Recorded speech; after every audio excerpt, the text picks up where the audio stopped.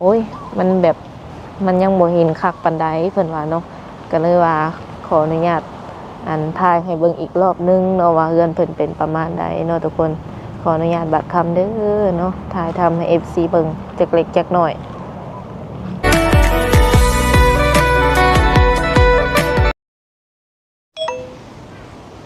สบายดีส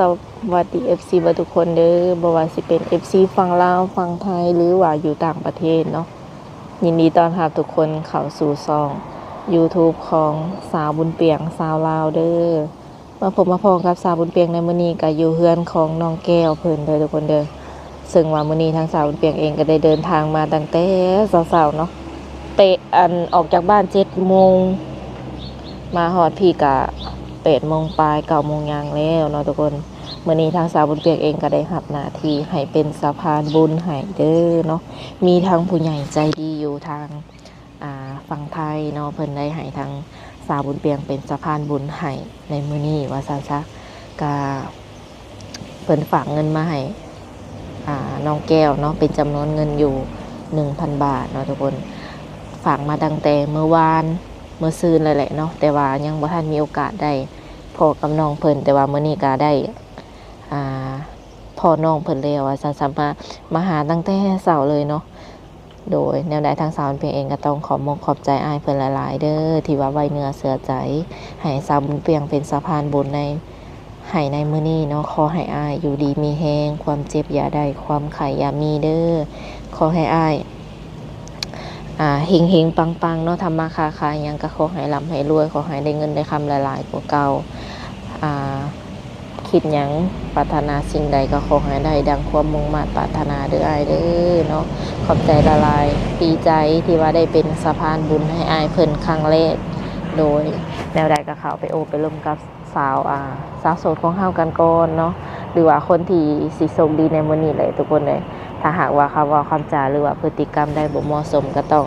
กราบขอโทษขออภัยไว้ก่อนเด้ออันนี้เป็นเฮือนเป็นศาลของน้องแก้วเพิ่นนั่นแหละเนาะที่ว่าเพิ่นนอนว่าซั่นซะมื้อนั้นก็ถ่ายให้เบิ่งคร่าวๆอยู่เนาะทุกคนแต่ว่า FC หลายคนก็ว่าโอ้ยมันแบบมันยังบ่เห็นคักปานใดเพิ่นว่าเนาะก็เลยว่าขออนุญาตถ่ายให้เบิ่งอีกรอบนึงเนาะว่าเรือนเพิ่นเป็นประมาณใดเนาะทุกคนขออนุญาตบัดคำเด้อเนาะถ่ายทำให้ FC เบิ่งจักเล็กจักน้อย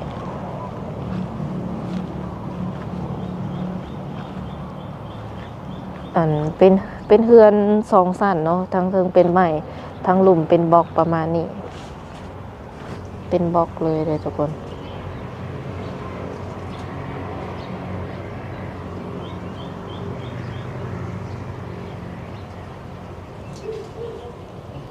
ข้างในเป็นแบบนี้คือกันเนาะ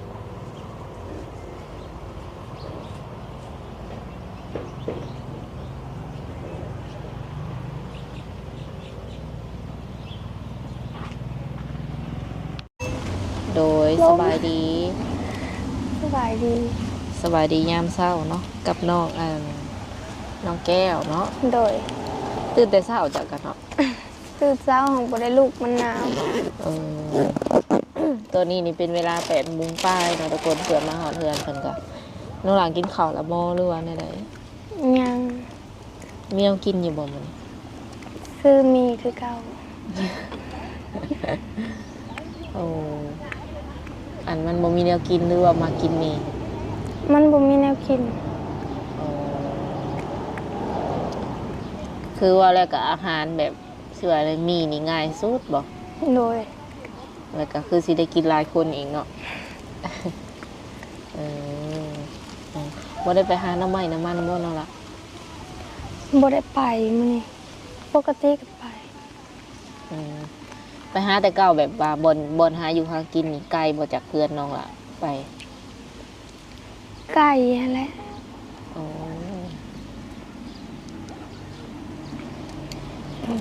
เฮ็ดได้ไปย่างหรือว่าขี่รถย่างไปรถไทยนี่ได้จะบ่ค่อยได้ใช้บ่มีคนขับให้นั่นแหละ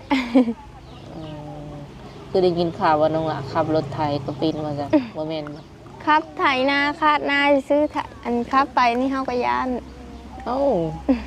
ไถนาคาดนาพอได้บ่ โดย ปกตินี่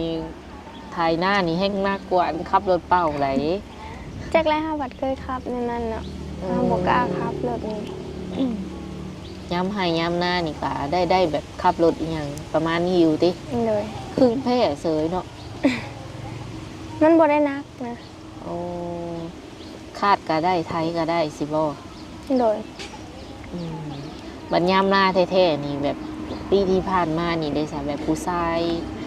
ที่ว่าเห็นหน้านำเฮามีภายใน มีแต่อ้ายอ้ายกับพ่อนั่นแหละพ่อบ่ได้สู้เฮ็ดปานใดไปงาน จะมีแต่อ้ายเจ้าแล้วก็กับเจ้าบอกเป็นหลัก โดย มื้อนี้แม่เพิ่นไปไสซะน้องล่ะ จักลงไปเว้าเวียกอีหยังเขามาซื้อดินใกล้ๆหั่นนะแต่ลงไปเว้าเรื่องใบตะดอกตะดินบ่เฮาก็บ่ฮู้ ของพี่น้องบ่ พี่น้องน่ะขายแล้วบัดจักแนวใดได้เว้าเวียกกันค่ะว่า ไปลงไปเบิ่งแดด โอ้ คือดินที่เพิ่นสิขายนะมันติดกับดินของน้อง โดย ก็เลยว่าให้ไปเบิ่งเนาะทุกคน เป็นอะไรสาหลังจากเปิดใจ มีคนทักทายเข้ามาอยู่บ่ เห็นอยู่ผู้หนึ่งอยู่ทางแอปบอก อยู่แอปอยู่วอทแอป โดย โดย ปัจจุบันนี้น้องหลานได้ไปตักไลน์หรือยัง ยัง FC หลายคนถามว่าอันเป็นอย่างน้องคือบ่ตังไลน์ประมาณนี้หั้นนะลองฟังให้เพิ่นฟังแหน่ อยู่ตอนแรกก็โหลดมาว่ามันสิตั้งได้ง่ายอะนะมันเป็นตัวภาษาอังกฤษมันก็เลยบ่ฮู้เฮาก็บ่จักในตั้ง อืม ก็สิไปให้ห้านเขาตั้งกับบ่มีรถไป ว่าอะไรมันเป็นภาษาเฮาเพิ่นอ่านบ่ได้เนาะแบบวิธีตั้งมันบอกว่าเห็นนั่นเห็นนี่แต่มันเป็นภาษาอังกฤษประมาณนี้นะ MC ก็เลยว่ายากคันว่าภาษาไทยหรือว่าลาวนี่ยังอ่านได้บ่ โดย อืมบ่มีรถติคันสิว่าคันสิไปจ้างตั้งกะเฟซนี่ได้สาเหตุอยู่บ่คนทักทายมา เห็นอยู่เพิ่นทักมามีแต่ว่าทักครับซื่อๆแล้วก็บ่ได้ตอบ เออโยก็แบบนั้นแหละเนาะคือบ่ตอบเพิ่นแน่น้องล่ะ ก็ตอบแล้วครับเพิ่นยังบ่ได้ตอบ อ๋อหมายถึงว่าน้องตอบกลับไปแล้วเพิ่นยังบ่ทันตอบมา โดย ก็เป็น FC ค่ะเลยเนาะเพิ่นก็ทักเข้ามาเล่นนำ โดย ก็เพิ่นก็อยากทำความรู้จักถ้าว่าเป็นไปได้ก็อยากจีบค่ะแหล้วน้องล่ะ พอให้เพิ่นจีบอยู่ดี โดย เป็นอะไรคือว่าแบบสลืมสลืออยู่ คิดอยังไรบ่หรือว่าอะไรใจลอย บ่ได้คิดอย่างแรก บ่ได้คิดอย่างดี โดยบ่ได้คิด โดยแม่เพิ่นก็ถามอยู่ว่าเกี่ยวกับเรื่องเปิดใจของน้องหลาน แม่ก็ถามว่า มีคนทักมาอยู่บ่นั่นนั่นนี่แหละ ถามคือกันแม่ก็ โดย ก็คือแบบบ่ได้ซีเรียสบ่ว่าเพิ่นจะแบบทักไวทักมาไวหรือว่าซ่าประมาณนี้นะ บ่ อืมคือได้เข้าไปเบิ่งคลิปตัวเองอยู่บ่ซะหลังจากที่ว่าเปิดใจไปแล้ว เขา เห็นตัวเองในช่อง YouTube แบบเป็นอะไรบัดนี้ ธรรมดาสิเป็นหยัง บ่เป็นตาหักบ่ตัวเอง ได้อ่านคอมเมนต์บ่หลายๆคอมเมนต์ ได้อ่านอยู่ มีคอมเมนต์ใดที่ว่าสะดุดตาสะดุดใจอยู่บ่ มีคนว่าแบบบ่จริงจอกบ่จริงใจนั่นแหละว่าเฮาเปิดใจหาเอาเงินจังซั่นจังซี่ คนเฮามันก็คิดบ่คือกันเนาะมันก็มีบางคน โน้ยแต่ว่าคนชมกะหลาย โดย หากคนตินี่ส่วนหน่อยเลยเบิ่งเนาะแม่นบ่ โดย เป็นได้จากเวลาที่เพิ่นแบบ เพิ่นคอมเมนต์ประมาณนั้นแบบว่าเฮาบ่จริงใจประมาณนี้นะรู้สึกแบบประมาณใดน้องล่ะ จักสิคิดแนวใดนะเพิ่นเว้าไปโลดความคิดเฮากับความคิดเพิ่นมันผัดบ่คือกันนะ บ่ได้อยากให้หยังติ ก็ยังหาอยู่ อยากให้อยู่เพิ่นแดดบ่ยับบ่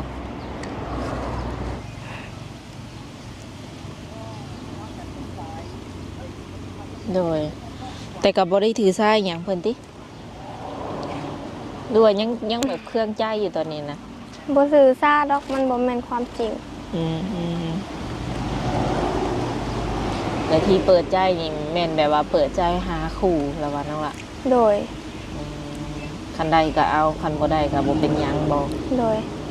หรือว่าแนวใด ได้ก็เอาบ่ได้ก็บ่เป็นหยัง อืมก็หาคนที่ว่าเพิ่นเคมีตรงกับน้องเนาะแล้วก็สิว่าในน้องฮักเพิ่นฮักน้องประมาณนี้นะทุกคน โด ก็ ย หาคนที่ว่าเข้าใจหรือว่ารับได้ในตัวเพิ่นก็เฮือนชานบ้านช่องนี่มีแต่หลังเดียวนี่บ่น้องล่ะ โดย อืมแล้วก็มีไห้มีนาคือหมู่คือครูอยู่เนาะ โดยมีอยู่ ไห้นาตะกร้านี่เป็นของครอบครัวน้องเลยบ่ บ่อของพ่อเฒ่าแม่เฒ่า โอ้เฮ็ดของเพิ่นบ่ โดย ที่ว่าเป็นของครอบครัวเขาเลยยังบ่ทันมีจักอย่าง ยังเพื่อนกับพ่อฒ่าได้มีนี่ก็เพื่อนพ่อเฒ่าแม่เฒ่าอยู่นํเพิ่น อ๋ออืม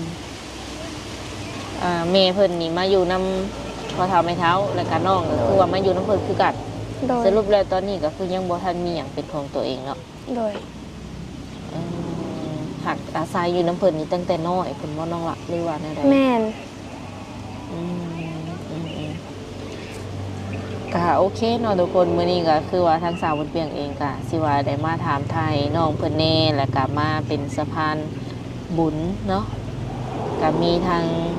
ผู้ใหญ่ใจดีเนาะน้องละเพิ่นก็ได้เห็นคลิปน้องประมาณนี้แล้วเพิ่นก็รู้สึกว่าดูตนเนาะคือว่าซื้อหยังกินแต่ละมื้อแต่ละวันประมาณนี้นะ โดย เพิ่นก็เลยว่าฝากเงินมาซอยน้องพอได้อ่าบรรเทาสิว่านี่หรือว่าซอยอ่าในระดับหนึ่งเนาะคือเงินบ่น้อยบ่หลายแต่มันก็คือสิอยู่ได้โดนเติบแม่นบ่ โดย คือฟังน้องเพิ่นเว้ามื้อนั้นอีหยังบางมื้อก็บ่ได้ใช้เงินจักกีบเลยแม่นความจริงบ่ แม่น อืมมื้อใดได้ใช้นี่ก็ได้ซื้อมีกิน 3,000 กีบบ่ โดยซื้อมีกับซื้อบัตร ลักๆนี่บัตรนี่ขาดบ่ได้เลยเนาะ คันแม่บ่ให้ก็2-3 มื้อเพิ่นแล้วเติมเทื่อหนึง เออ อดเอาติ โดย โดยนั่นแหละเพิ่นก็เลยว่าเอ้าสาวบุญเปียงเนาะเป็นสะพานบุญให้อายเน่เนาะเอาเงินไปให้ทางน้องแก้วเพิ่นเน่เนาะพอได้ใส่ได้จ่ายหรือว่าซื้ออยู่ซื้อกินเนาะน้องล่ะ โดย เป็นจำนวนเงิน 1,000 บาท ถ้าเป็นเงินกีบก็600,000ปลายเนาะทุกคนเนาะเด้อมีแต่ว่าสิได้มอบเงินให้เพิ่นเลย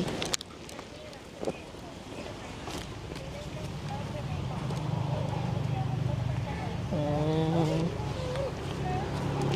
6 ใบ 7 ใบครบบ่ โดย เป็นแนวใดมีความรู้สึก ดีใจ ดีใจ โดย เงิน 1,000 บาทนี่ คิดว่าจะใส่ได้ประมาณอยู่ได้ประมาณจักมื้อนั่นล่ะ อันนี้ก็บ่ฮู้เพื่อก็ให้แม่ไว้ เพื่อเฮาก็เอาไว้อยู่100,000 คือเวลาได้เงินมาอย่างนี้แม่นฝากไว้นำแม่หรือว่าให้แม่ใช้จ่ายนำ ให้แม่แล้วก็บ่มีเงินซื้อเกลือเป็นนัว โอ้ มื้อนี้ก็เอาข้าวไปขาย เออ ดีใจอยู่ตีเนาะ โดยดีใจหลาย อันนี้ก็เป็นเงินที่ว่าเพิ่นซอยเบื้องต้นก่อนเนาะน้องล่ะ โดย บ่ฮู้ว่าสิว่าในมื้อหน้ามื้อในเพิ่นอาจจะติดต่อกับน้องแล้วเพิ่นก็สิประสานเองเด้อ โดย แต่ว่าอันนี้เพิ่นก็ซอยในแบบเบื้องต้นก่อนเนาะซอยด้วยความเต็มใจบ่ได้หวังแบบสิ่งอย่างอื่นตอบแทนประมาณนี้นะซอยแบบอยากซอยซื่อ โดย ๆเห็นน้องเว้าเลยรู้สึกแบบ อีดูอะไรเพิ่นก็เนาะ อ่ะก่อนอื่นก็ให้ทั้งน้องเพิ่นอันขอบมุกขอบใจอ้ายหรือว่าผู้ใหญ่ใจดีอยู่ฝั่งไทยก่อนเนาะที่ว่าฝากเงินมาให้น้องเพิ่นอ่ะ ขอบมุกขอบใจหลายๆเด้อที่ส่งเงินมาให้น้องซื้อมีซื้อหันซื้อนี่นะเด้อขอให้อ้ายสุขภาพแข็งแรงเด้อเข้มแข็งเด้อ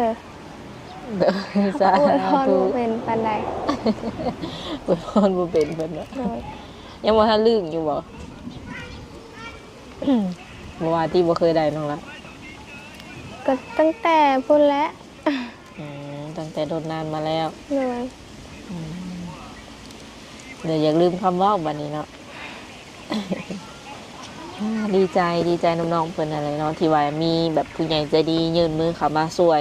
อย่างน้อยๆก็เฮ็ดให้ฮู้ว่าแบบก็ยังมีคนที่ว่าเพิ่นสิว่านี่เบิ่งหรือว่าติดตามเฮาอยู่เนาะ โดย เพิ่นก็ฟังทุกสิ่งทุกอย่างที่ว่าเฮาร่วมกัน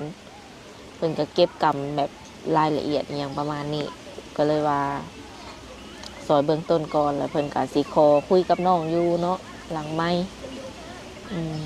เพิ่นก็ว่าเป็นไปได้ก็อยากให้น้องตั้งไลน์ประมาณนี้ คุยกันสะดวกเพิ่นว่า บางทีก็สิยืมรถกระเจ้าไปตั้งก็ได้ จ้างตั้งอยู่ห้านนี่ก็สิบ่แพงปานใดเนาะทุกคน แต่ก็สำหรับ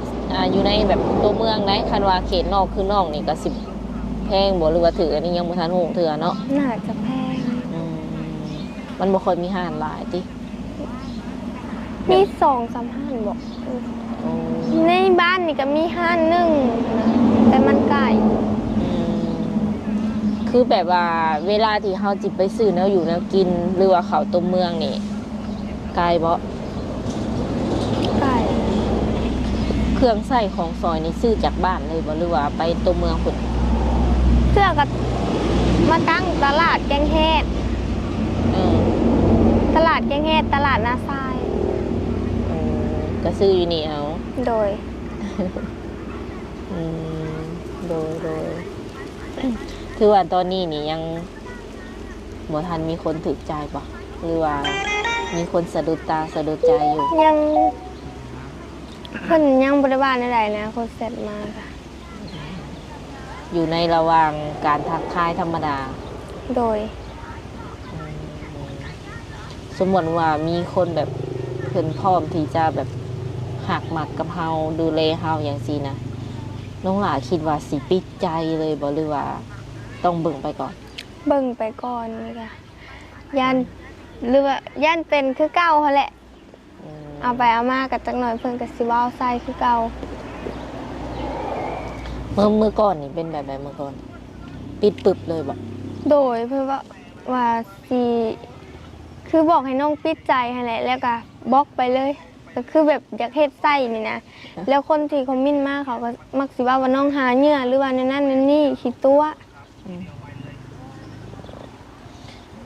ที่ว่าในน้องก็แบบอยากศึกษาดูใจกับเพิ่นประมาณนี้เนาะแล้วก็แบบลงคลิปไปว่าพ่อมปิดใจแล้วกับคนนั้นคนนี้พอปิดปุ๊บแล้วเพิ่นก็บล็อกไปเลย แม่น โอ้สไตล์แบบว่าเพิ่นก็อยากแกล้งเฮาเนาะ นั่นแหละ เหมือนคนอื่นที่ว่าเข้ามาหลังเพิ่นก็สิคิดว่าเฮาคือเปิดใจดุแท้แหละ โดย แต่ถือว่าเสียหายไปแล้วแม่นบ่ โดยมันเคยพลาดแล้วนะเธอหนึ่งก็เลยบ่อยากซ้ำ อ๋อโดยรอบนี้นี่ขอเบิ่งใจกันไปก่อนจังปิดสิบ่ โดย ก็ประมาณนั้นเนาะคำว่า FC คนใดที่เขามากอะอยากให้เข้าใจน้องเพิ่นประมาณนี้ เพราะว่าเคยมีประสบการณ์มาแล้วเรื่องความหักปิดปุ๊บ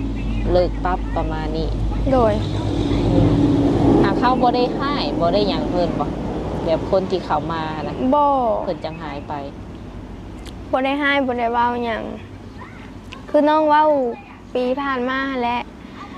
เพิ่นเอาเครื่องเอาของมาให้แล้วน้องบ่อยากให้ถ่ายคลิปน้องเลยว่าบ่สะดวกเพราะว่าน้องก็บ่สบายปานใดแล้วเพิ่นว่าถ้าบ่ให้ถ่ายคลิปก็บ่ได้เครื่องแล้วเพิ่นเลยเอากลับคืนมานี่เอากลับคืนไปน้องก็ย่าบ่เป็นหยังเอากลับคืนไปได้ประมาณต้นเติบนี่แหละประมาณใกล้สิค่ำๆมาเอ้า เราคือนานเสร็จมาแท้ปกติเราก็โทรมาเสร็จมาเข้าไปเบิ่งวันนี้เราถึกบล็อกน้อง ตั้งแต่ตอนนั้นมาเลย โดย โดยก็ถือว่าเป็นประสบการณ์หรือว่าบทเรียนอะไรเนาะ ประสบการณ์แห้ง เป็นบทเรียนอันยิ่งใหญ่ก็ โดย โดยก็คือการเนาะเรื่องการถ่ายทำก็แล้วแต่ทั้งน้องเพิ่นหรือว่าทั้งคนที่ฝากมาให้เพิ่นสะดวกแบบใดเนาะคือเฮาก็จัดให้แบบนั้นเลย โดย และอีกอย่างมื้อนี้นี่ทั้งน้องเพิ่นเองก็ยังบ่ทันมีไผก็เลยว่าอยากมาอัปเดตให้ FC ฟังนํก็ว่าได้เนาะคันว่ามื้อหน้ามื้อในน้องเจอคนที่ว่าคิดว่าโอเคแล้วอยากคุยกับเพิ่นเบิ่งก่อนอยากเป็นการส่วนตัวอีหยังอันนี้เฮาก็บ่ขอแบบหูนำเนาะมีจะคุยกันส่วนตัวก็ได้ โดย โอเคมื้อนี้นี่บ่ได้ไปทางไหนติ บ่ หมูมีครูมาหาบ่ ยังบ่ฮู้เทื่อก็ย่างมาลิ้นน้ำเทื่อก็นั่นเทื่อก็อยู่เพื่อน หมู่นี่อยู่บ้านเดียวกันนี่ โดย แบบยังอยากเชื่อในคือแบบตอนยังอยากคือสมัยก่อนอยู่เนาะแบบย่างไปย่างประมาณนี้หา โด กั ย น ย่างไปลิ้นน้ำกันบ่มีรถได้สิไปไสกะหมู่ก็บ่มีคือกัน โดยดีแล้วเนาะเป็นผู้สาวที่ว่าอยู่ในสเปคของหนุ่มๆหลายคนว่าซั่นซะผู้สาวที่ว่าอยู่บ้านอยู่เพื่อนอยู่ซ่าน อยู่ก็อยู่เพิ่นบ่ได้ไปไส อดเอาเนาะ บางเถื่อมีสิว่าไหนมีแฟนในเมื่อหน้าอาจจะได้ไปหลินไปหังไปหยังแบบลายหม่องลายบอลเนาะ โดย อยากไปอยู่บ่ในใจอยากไปหลินอยู่ไสบ่ในใจ อยากไปคือเห็นหมู่ไปในโทรศัพท์นั่นแหละอยากไปอยู่ อืมแบบสถานที่งามๆสิบ่ โดย อืม ความฝันเนาะอยากไปหลินไปหยังประมาณนี้ โดย ไปเห็นที่แบบสวยๆงามๆโอเคสำหรับมื้อนี้กับทางสาวเพียงเองก็ถือว่าเฮ็ดภารกิจสำเร็จลุล่วงเนาะน้องหลาเพิ่นก็ได้รับเงินเป็นทีมหอยแล้วแล้วก็ต่อไปก็ขอให้น้องเพิ่นพบกับเนื้อคู่ไว โดย ๆมีแต่ความโชคดีอะไรแล้วก็สิว่าไหนคันว่าเจอคนที่ใช่หรือว่าแนวใดก็อย่าลืมมาอัปเดตให้ FC ฟังแน่จักเล็กจักน้อย ได้แล้วว่า ได้ โดยสำหรับคลิปนี้สาวบุญเปียงและกับน้องแก้วเนาะสิได้ขอตัวเจ้าไว้ก่อนมื้อหน้าให้พอกันใหม่สบายดี สบายดี